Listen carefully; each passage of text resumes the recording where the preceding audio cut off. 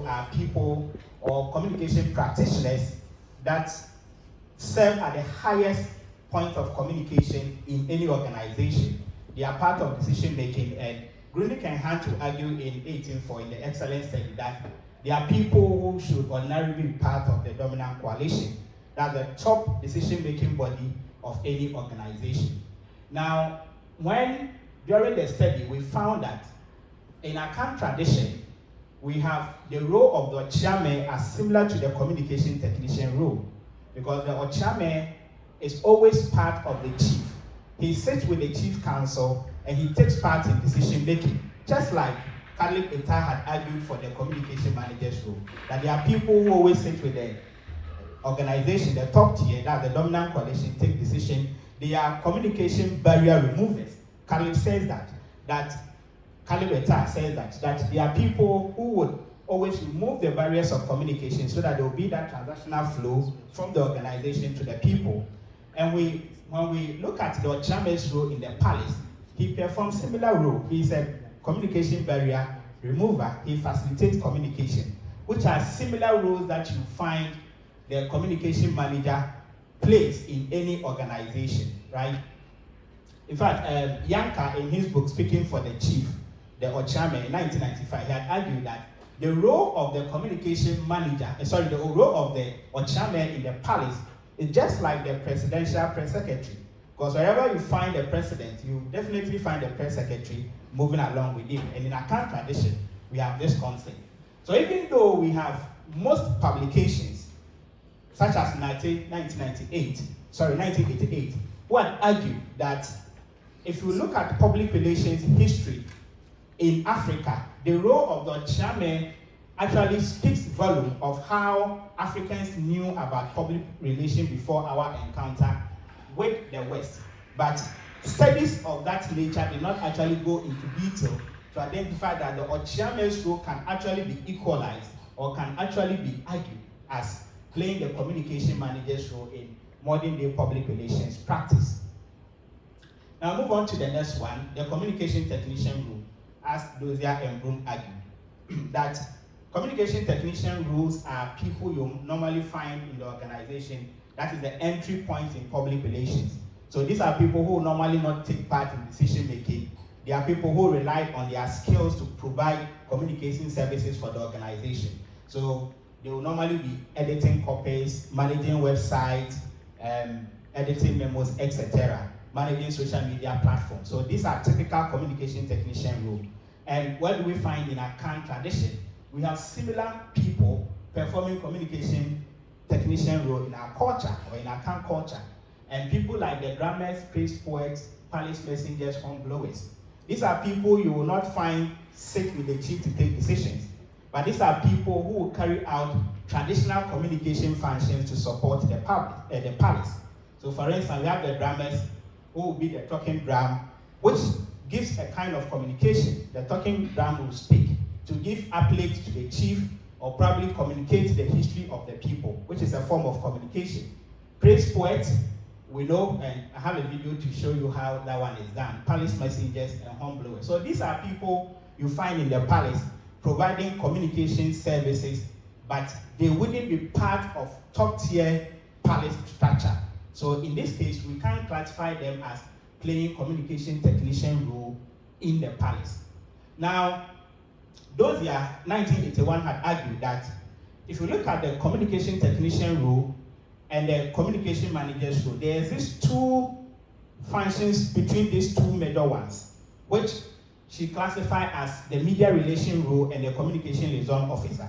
Now, the communication liaison officer and the media relation role is between these two roles. They do not actually fall down there, and they are not also up there. And when we say media relations, we know what they do. They relate with the media concerning the organization. So they represent the organization in the media.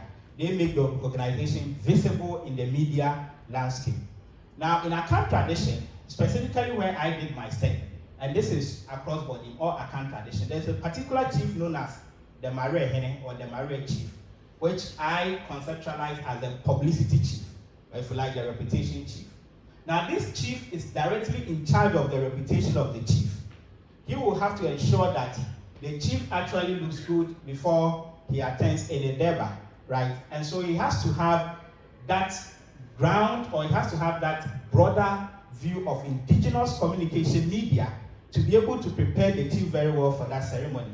And he also engages in environmental scanning in a different way. As we know that maybe communication people in any organization will engage in strategic management function, as the excellent principle number 1 will argue that the public relations department should engage in strategic management function to advise organization on threats and opportunities. The Maria Hene engages in similar acts. Before the chief will walk into the ceremony, he will first take the lead to the environment and scan for social and cultural threats that are likely to pose a problem to the chief, and comes back to advise the chief as to the kind of where, or the kind of, if you like, retinue and preparation the chief must move to or must wear to the event ground. So I find this function played by the Marehene technically as a media relations role, because you need to have clear and in-depth understanding of indigenous media before you are able to play this specific role. So we have pictures here demonstrating the different kinds of communication rules that we have in Akan culture. So these are people who will normally beat the talking drum, the drummers. We have the horn blowers. They will blow into an ivory, it could be ivory or a horn. Then we have the gong beater, who will go around communities passing on information to the people. Right, so I have a conceptual framework here that's actually elaborated. So within Akan culture, we find that there is a two-way symmetric, and that is up there. So up there, you see the two double arrowhead with Ochame down there, and he facilitates communication transaction from the publics to the publics, right? And it's transactional because he conveys message from the publics, from the palace to the publics, and from the publics to the publics, to the palace rather. So we have that transactional rule there facilitated by the linguist. And that is two-way symmetric because the communication is balanced. And the Ochame will encode the communication in what is in proverbs, what I call a paraphrase and rephrases. So the Ochame can use proverbs in order to eliminate any communication barrier when he's transmitting from one end to the other. He can also use rhetorics, and he can also use paraphrases. Right. Then the second, which is the publicity model, that's the second one. So we see here, over here, communication is one-sided from the palace to the publics, and it's carried out by the people here. We have the drummers, the horn blowers, and we have the praise poets. So these people will carry what I call publicity messages from the palace to the publics, and the publics do not have any chance of responding, except that they will have to decode that message, and probably feedback will be communicated as to the way they will revert the palace, right? And the last one, which is also one-way communication, performed by the palace messengers. Now, palace messengers are people who will see, the palace will ask them to go to communities to disseminate information. And they will do that by normally beating their gong beaters to the people. These people will send the information. They will never take feedback to the palace.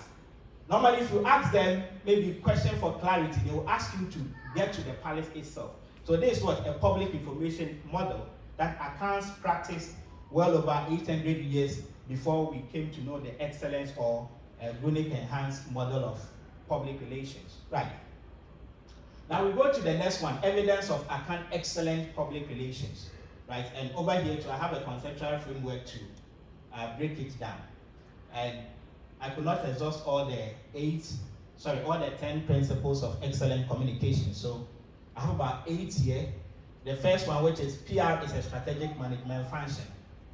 As excellent study principle number 1 argues that public relations should be engaged in strategic management function by engaging in advisory or providing advisory role for organization, especially issues that can pose threat to organization, and helping organizations to identify opportunities.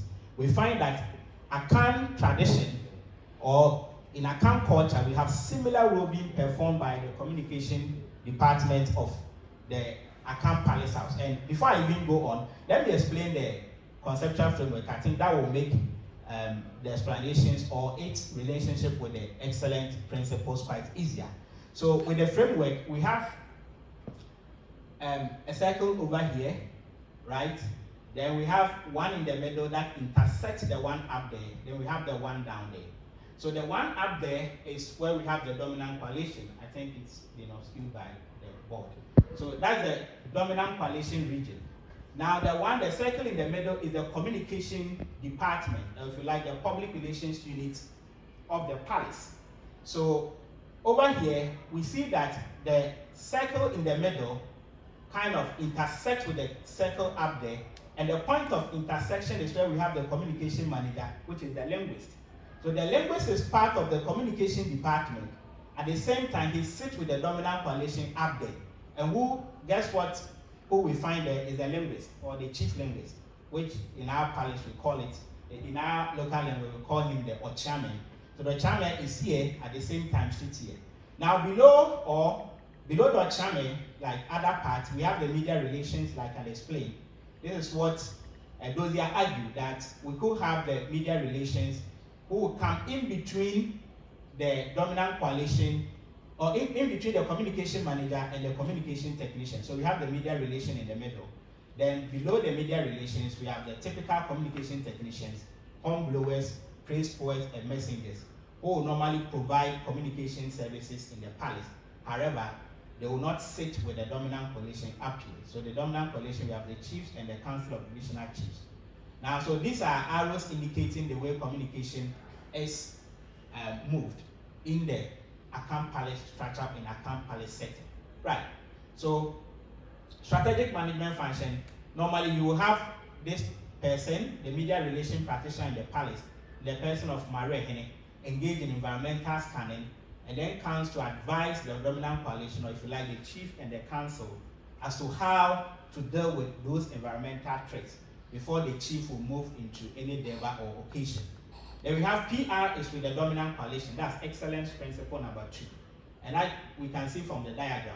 The Ochame, or the linguist, sits with the chief and the council in the dominant coalition region. So in Akan culture, they have the concept of excellence principle number 2 being practiced, if we were to look at their culture very well. Then principle number 3 says that PR is an integrated function. And we see that in the communication unit. Even though we know of the Ochame, who plays a communication role, we know of the media relation practitioner in the palace. In the case of Marehene, other people like hornblowers, praise poets, messengers. These communication functions are well integrated.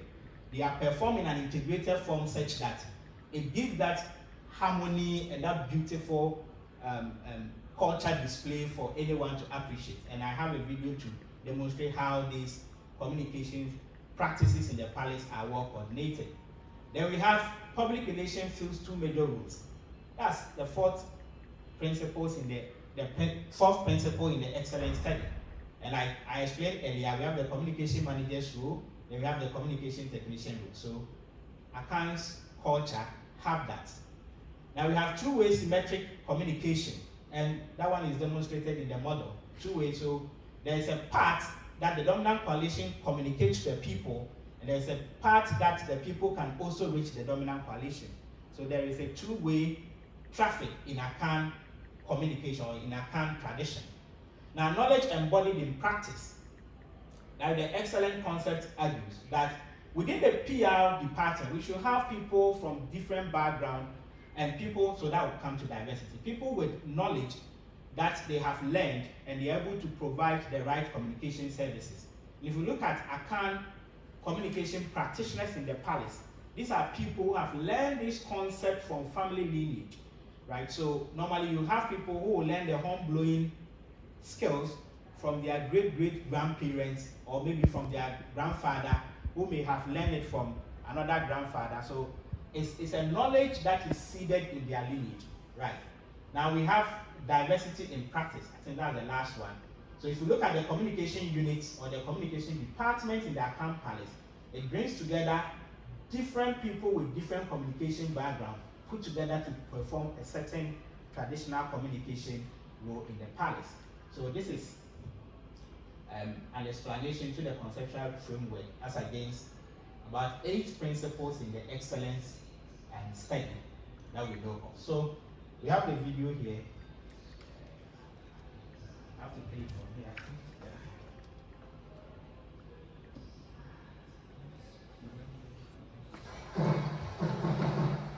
Right, so this is Otunfo. So before he speaks, we can hear some drum being played at the background. We can hear the sound of a drum being played at the background. So these are people providing communication technician role, right? Then we have dancing. So these are also, because all these dances have communication implication or communication meaning in the palace.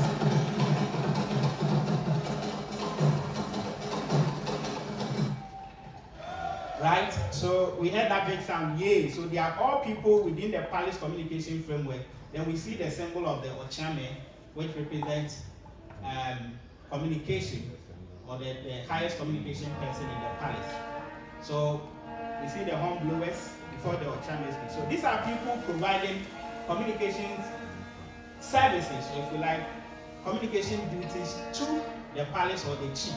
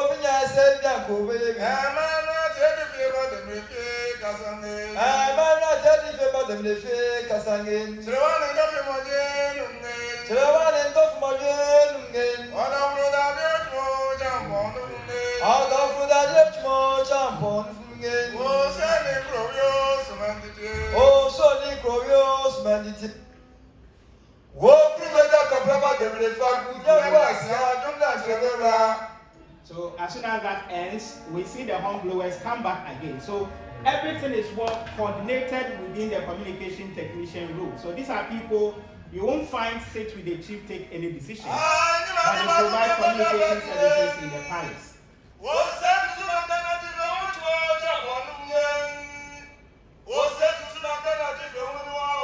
Sure. So we have another group also responding. Sure. So these are all people we can find in the palace communication department providing various communication rules or services, but will not sit with the chief to take critical decisions. However, the only person who will sit with the chief to take critical decision is the Ochame, who plays the communication manager's role. So within Akan culture framework, we can actually have the two clear-cut major roles in public relations: communication manager's role and communication technician role in Akan culture. Right. So in conclusion, we say public relations concept did not evolve whole cloth, as Rosé and Lamé will argue 2016 take 2 from Western civilization or Western concept, except that we those from the global south may not have documented it very well, or may not have made the right case, right? Or may not have called it public relations, but actually that excellent public relations concept existed in most of our cultures if we were to do an introspective analysis to our cultural concepts and practices. So we say this should be a great concern for scholars and practitioners alike, for us to look at how within our culture we can look at some of these elements that will guide the way we practice public relations within our own context. Thank you for your attention.